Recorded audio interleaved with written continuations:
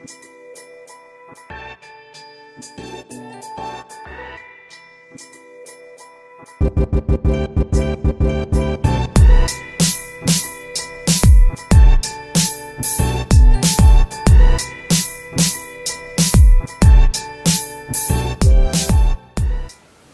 guys, Lenny Reed, Dynomite Diesel Products, and I'm with my favorite human being on the planet, Monday to Friday, 7 to 4. It's Skylar Ostrich, Dynomite Diesel Products. He even pronounced it right. Cheers, Skylar. Was that microphone coffee spill really loud, Matt? Probably. All right. Well, guys, you know what? Like, we basically just need to talk because we've been kind of, I don't know if it's camera deprived or just MIA, but we've been doing a lot, right? Yeah, no, we've been busy. We got a lot going on right now. It's all really good stuff what we got going on right now. We've been here testing on the hub dyno. We've learned some new things with that. Ramp test. Yes, ramp test. I don't know if you want to explain that or. It's, I mean, over a culmination of like dreaming about it for a long time. Ever since we bought the engine dyno with the water brake, that's basically just a ramp test. Like you start the sweep at say 3,000 RPM and you're going to end the sweep at say 4,000 RPM, and it's going to allow you get to set the RPM limit. If you want it to go up 200 RPM per second, 250, 300 RPM second, but then it goes up through that 1,000 RPM, and it, you know, so you're going to get a full hit with plenty of time to collect real data, make real heat, make real drive pressure. If you have a head gasket that's leaking, you've got enough time to make coolant pressure, all these things. And since the engine dyno's at Perkins' place, Perkins now owns that. We sold it, and this dyno has been, so we ordered this dyno originally from one company 2 years ago. It never showed up. We ended up hitting up Dyno.com. Thanks Ryan Bean for directing me to them. And, you know, we get this Dyno.com thing. Then Matt, the camera guy, he was here to basically meet up with, what's the fellow's name at Dyno.com, Matt? Joel. So Dyno.com flew Joel here to our facility, spent 2 days with you and Bernie from Flying Wrench, and Flying Wrench is buying one similar to this, but it's a trailer, a tire dyno, chassis dyno. And, but yeah, this thing, we've been using this as an inertia dyno, or I should say load dyno. But we really wanted to do this ramp test so we could trap. Yesterday with Vern's truck, what did we start, 3,800? I did, yeah, 3,800 to 4,900 RPM pull. And we picked up, so we did Vern's engine first using load. Yep. But the problem with using load is if you don't give it enough load, it doesn't harness all the power, make all the drive pressure, make all the boost. Correct. And it doesn't show real numbers. Yep. And we do have those videos. Yep. The first pull from dyno's, or from Vern's truck was what, 3-4 seconds? Yeah, about 3-4 seconds, yeah. Yeah. And then when we did the sweep, it ended up being like basically 11 seconds. Yeah, it was an 11-second pull.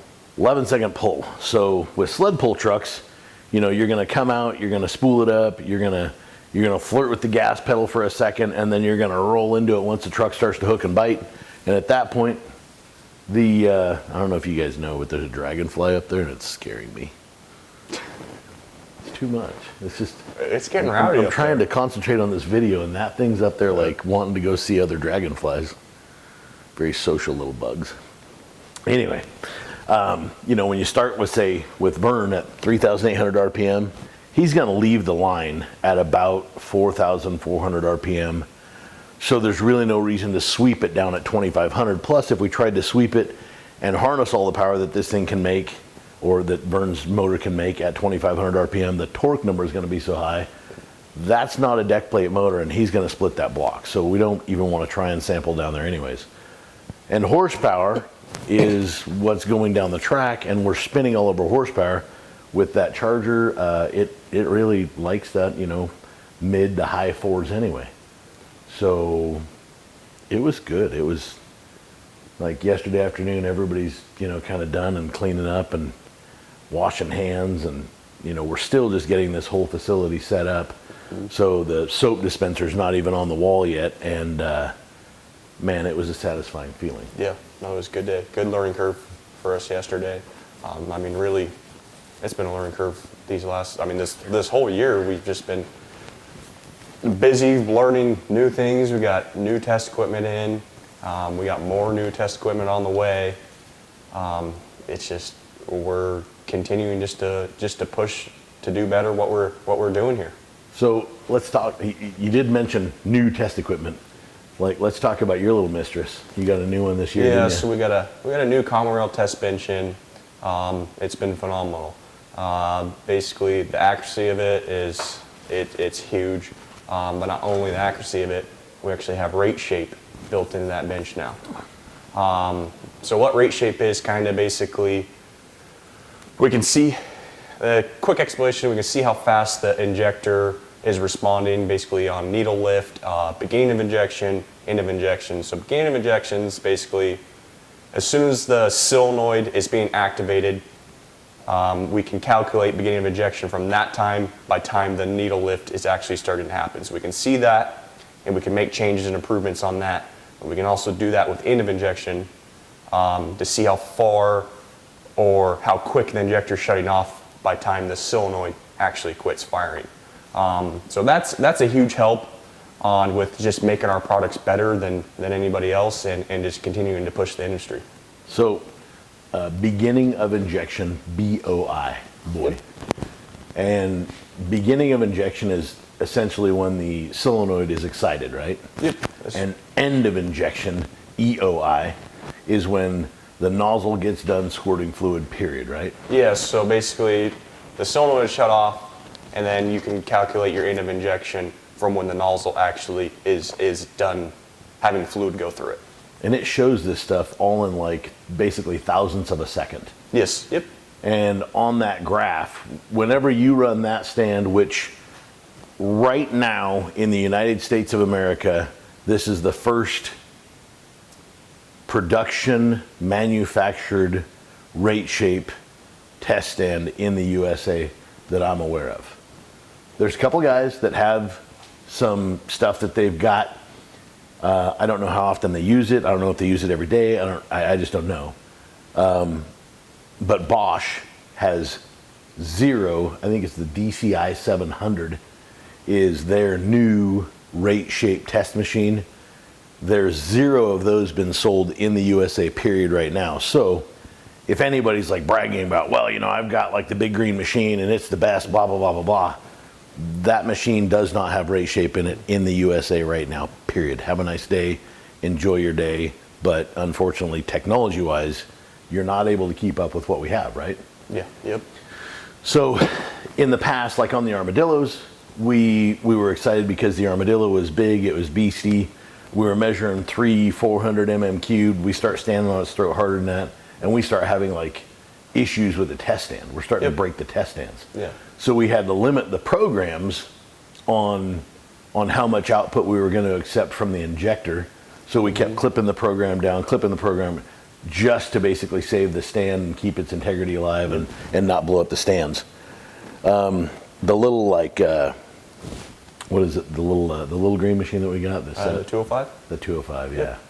I mean, there's guys using those things and trying to run big injectors, but the pump, the lines, the receiving lines, the diameter is just not even big enough to hold this kind of fluid accurately. So trying to balance big injectors on stuff like that is never going to work accurately. It's never going to work correctly. And again, boiling down to rate shape, there is no way you can measure rate shape on that. Nope. We had a customer, just a quick blurb. We had a customer, we sold him a set of injectors. He put them in, the truck didn't run correctly. He sent the injectors back. You made some subtle tweaks. They got sent back. Customer calls me on my cell phone and goes, dude, like, your stuff's usually really good, but this is the second time I put this set of injectors in and it still doesn't run right. I'm like, man, tell you what, I'm just going to send you a whole new set of injectors, and this will tell us if it's actually the injectors, and if it is, then I'm going to hang on to that set until we get rate shape in the house. Once we get rate shape in the house, like, maybe that will tell me what it is that's wrong with those injectors. But if it still runs the same way next week, then it's definitely not an injector issue. You're not going to get 2 bad sets of injectors. Yeah.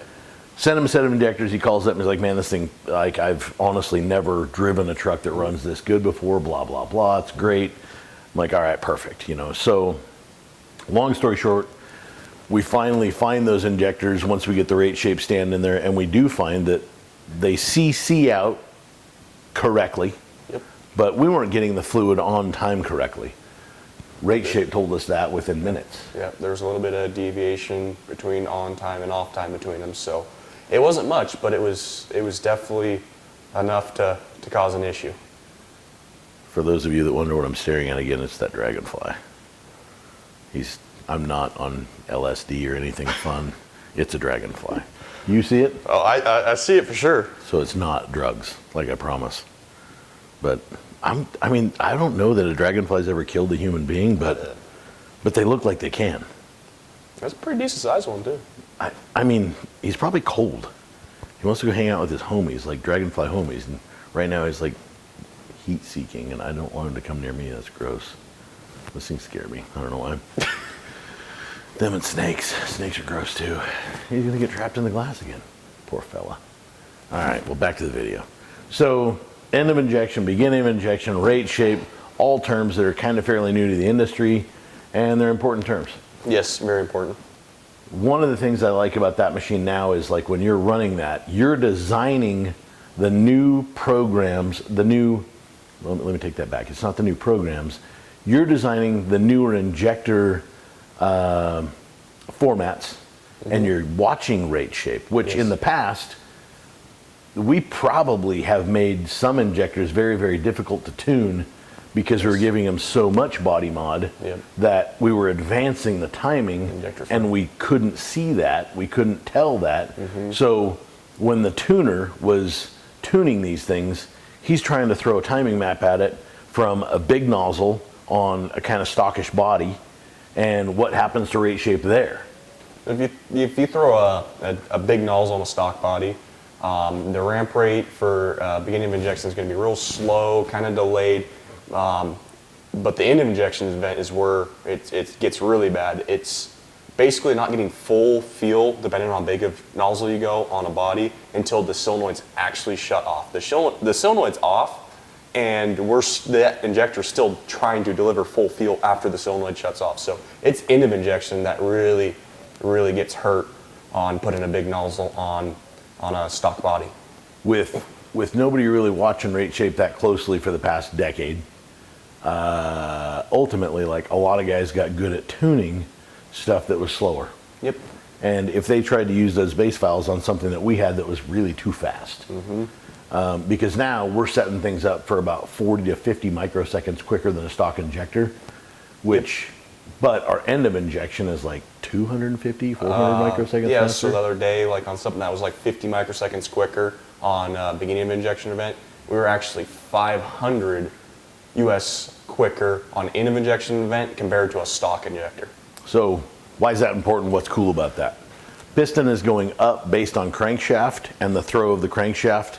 As the crankshaft's connected to the rod, connected to the piston, there's basically going to be zero dwell time. So you need to start injecting fluid, and based on the RPM of the engine, 1,000 RPM means the engine's spinning very, very slow and the pistons aren't moving very, very fast.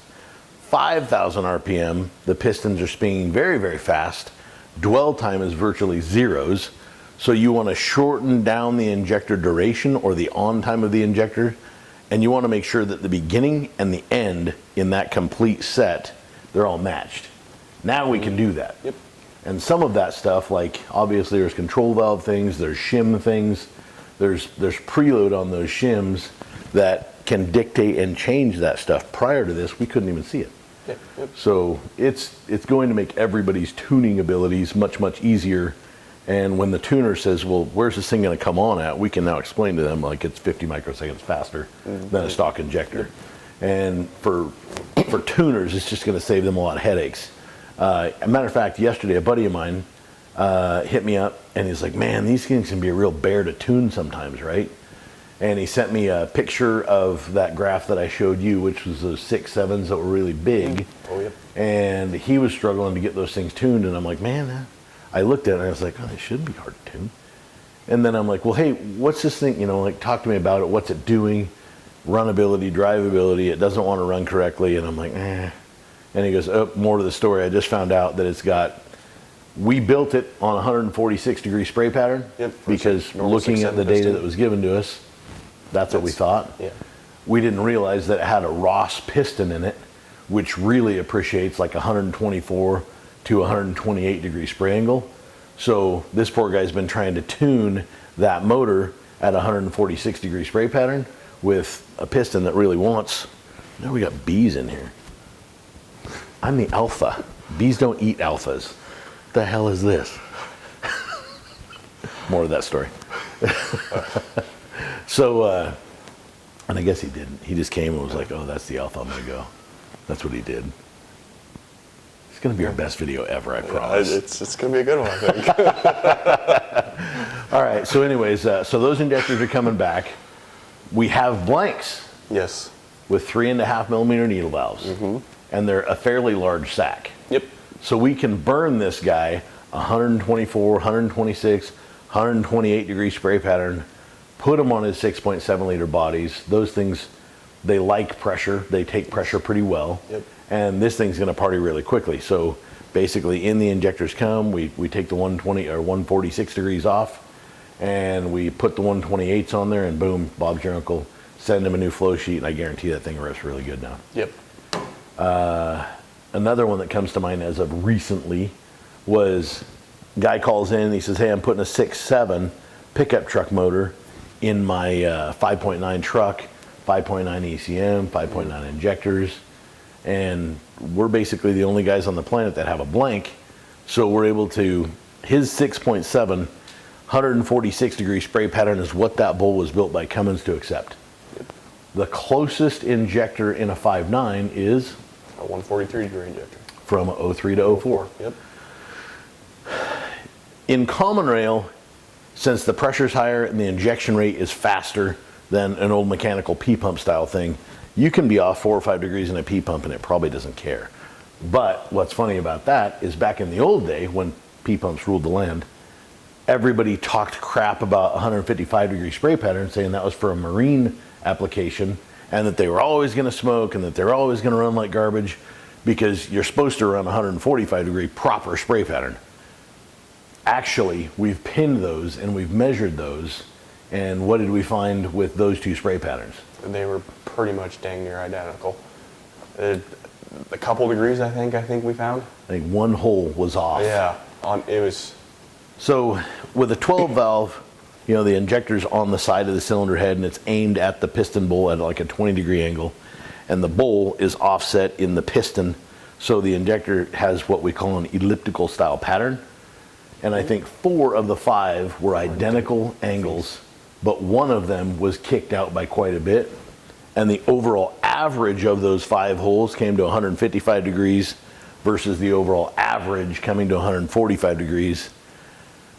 So if people talked crap about it back then and said that that was the wrong thing to do, and common rail is more critical, if you're going to use a piston that Cummins recommended 143 degree spray angle, that's what you should use. Yep. Your tuner says I can tune that out of it. Bullshit. He can't tune mechanic, like he can change timing a little bit and try and get it to where it hits the bowl differently, but it's not going to work correctly. And on the dyno, you're not ever going to see it being optimized. The fuel economy is never going to be good, and just cruising down the highway, we can call Jesse Gillespie and ask him. He ran a set of 128s versus 124s. It started like crap in the mornings. It always had a ton of EGT that it didn't seem to need, like just driving at 70 miles an hour down the highway. The thing was always hot and it always had a little bit of haze. He did not love it. We put 124s in it and boom, everything was like straightened out and fixed right up. So it's these people that we work with all the time that, you know, we can't drive every single truck, obviously. There's just 2 of us. Yeah. And we're supposed to be busy doing other stuff that fixes other people's problems. Yeah. But using our customers and using their experiences and trying to get them back to straight and square and fixed, it's given us a lot of knowledge. Mm-hmm. And we keep buying tools. Yep. Like, I would say that we're probably one of the dumbest shops on the planet when it comes to like overspending on tools that haven't really paid themselves off yet. But the technology, and I feel like the attack of batteries, you know, now, well, what that Bobcat the other day, they come out and they said that they had a battery powered skid steer, yep. right? And the battery lasts 4 hours. 4. And it takes 10 hours to charge it. I thought it was 7. That was 10. I don't know. It's a long time. Actually, I think you're right. I think it was like 40 amps, 10 hours. Yeah. So I mean, a Bobcat usually would run like 8 to 10 hours a day. Yeah. Because you only have so many months during a year when you can actually like do dirt work, right? So the new Bobcat, and anytime that somebody's going to come out and say, well, I've got a semi truck that's going to do that, or I've got a pickup truck that can haul your boat, or I've got a pickup truck that can haul your camper and your boat, it's not going to happen. Diesels are going to remain the staple of moving stuff. They might not stay. I mean, right now I feel like the battery powered car thing has a place. Like if you live in a city, a metropolis where you don't travel very far, that car could last you weeks before it needs its next charge. But if you're going to try and jump in a Tesla and travel across the USA, you're going to go for, what, 300 miles, 400 miles tops? Pull over and charge. While you're charging your car, I'm going to be filling up my diesel Jetta and back on the road in 20 minutes. That's after buying a Snickers and a Diet Coke. I'm back on the road making tracks. You're charging for hour and a half to 4 hours, 5 hours, and that's not free either. So you finally get to New York City after leaving Seattle, and it's 2 weeks. I've been there. I met your mom, I met your girlfriend, I've made my decision, and I've decided that neither one of them for me. You're lucky.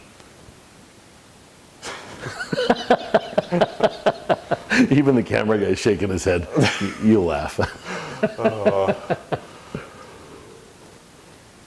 All right, so test stands. Yes. We got another one coming. We have another one coming. It's pretty much, it's identical to what I have, just no rate shape.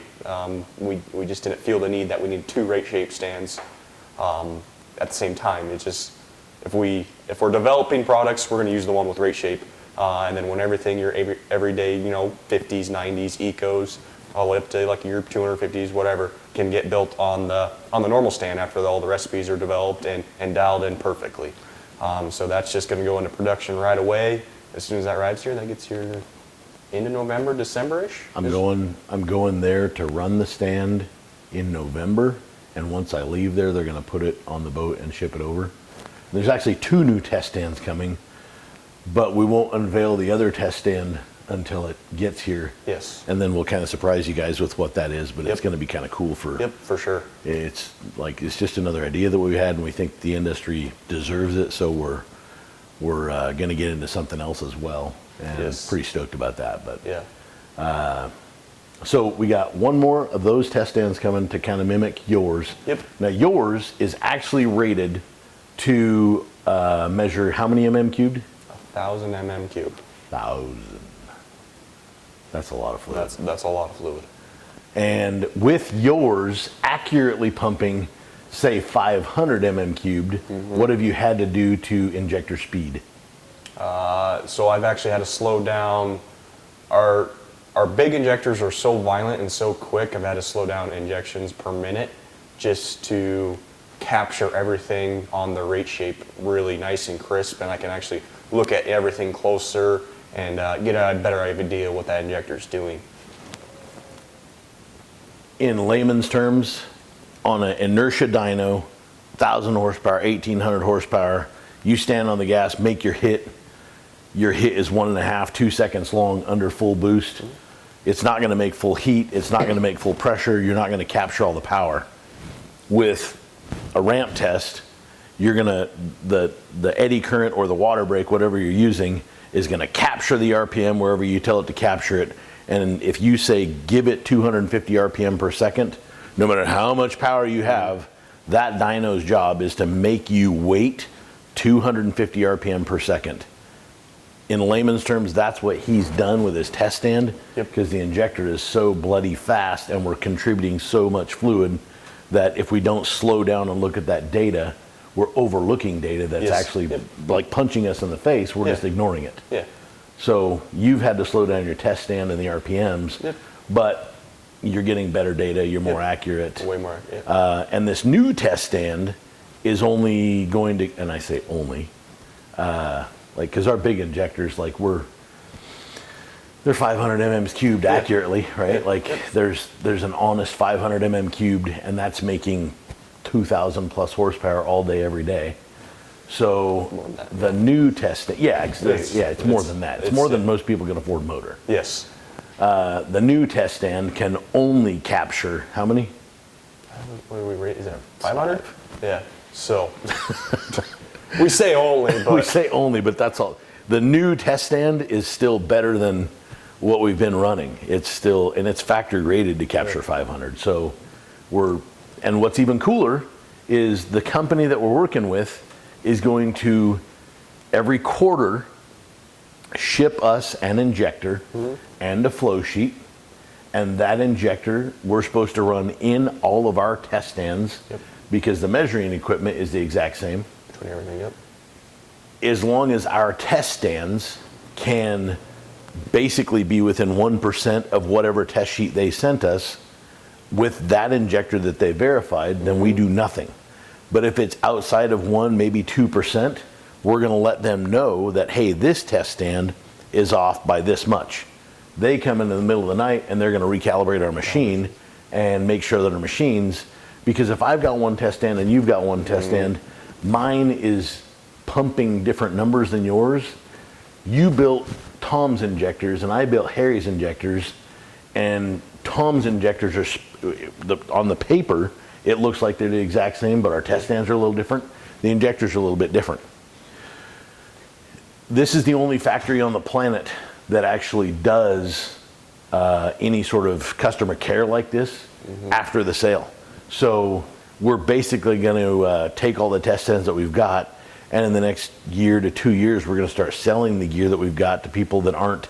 If you've got a shop and you need to test a customer set of injectors, the stuff we have, we've beat the hell out of, and they've performed very, very well. If you're going to run 5 or 10 sets of injectors every week, the stuff that we've got will last you forever. Oh yeah, for sure. But we're building 6 to 8 sets per stand a day. Yep. And those things, the boys are changing the fluid today. Yep. So today at noon, they're going to shut down, they're going to eat lunch, and at 1, they're going to go in and change all the filters and all the calibration oil. And that basically happens every 2 months now with the stands that we have. Yeah. So in order to maintain integrity of the injectors and the test stands, we just got to change calibration oil, got to change filters. We're even running fast pumps now, which have been that's been a godsend, kind of. Yeah. Because having those filters in positive lift pump pressure, moving lots of volume, and they're super quiet, which was nice because the lift pump that was in those test stands was a great big electric motor, and it was very beefy. You know, it was like a Dayton style motor, but we didn't need it to be physically that large, and it was super noisy. Yes. So eliminating that stuff and then putting a fast kit underneath them, that's really made those things quite a bit better. Oh yeah, for sure. Plus we have access. Instead of calling up England and saying, can you send us a filter for your test stand? Now we just, order a fast filter off of any website on the web, and we got filters tomorrow. But all those things are going to get eliminated over the next, like, say, 1 to 2 years, and we're going to start implementing, like, all these new brands, and that's it. What else? Is that it? I think we've kind of covered the gist of what we got going on right now. Once we get everything set up more out here and in the shop, we'll start doing more installation videos and shooting more of those. We got 2 new guys coming on board with us at the end of the month, mechanic, another injector builder. So that's kind of... 1 builder, 1 mechanic. Yep. So the mechanic's going to be out here in the shop 24/7 doing install videos. Yep. Stay tuned. More content coming. Thanks, Skyler. Yep. Later, guys. Have a good weekend.